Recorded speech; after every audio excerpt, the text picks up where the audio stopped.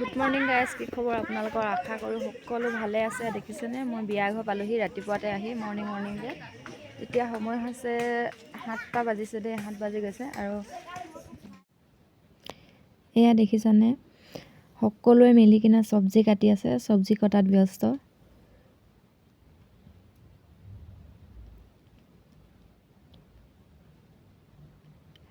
আজি আৰু আমাৰ বিয়াখন শেষ দেই, ভাগিনৰ বিয়া।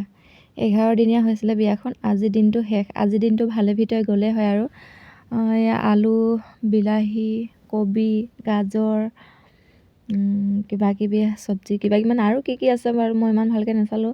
মই অলপ কাটিলোঁ, কাটি মোৰ মানে খুব পেট বিষ হৈছে।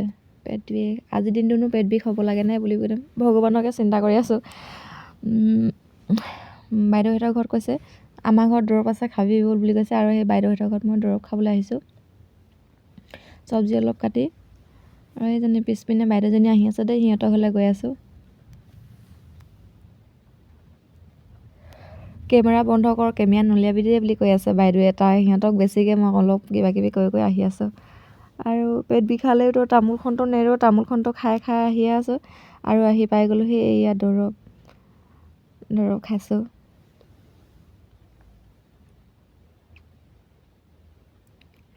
আৰু বাইদেৱে কিবা কিবি কৈ আছে দেই, এজনীয়ে চাওকচোন, ঝালাঙী বাইদেউ বুলি কওঁ, খুব খং উঠে দেই, শিঙি মাছৰ নিচিনা টেককৈ খং উঠিব।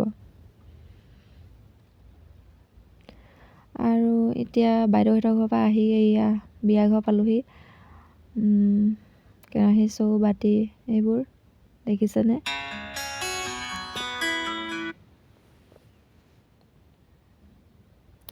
এতিয়া মই ঘৰ আহি পালোহি।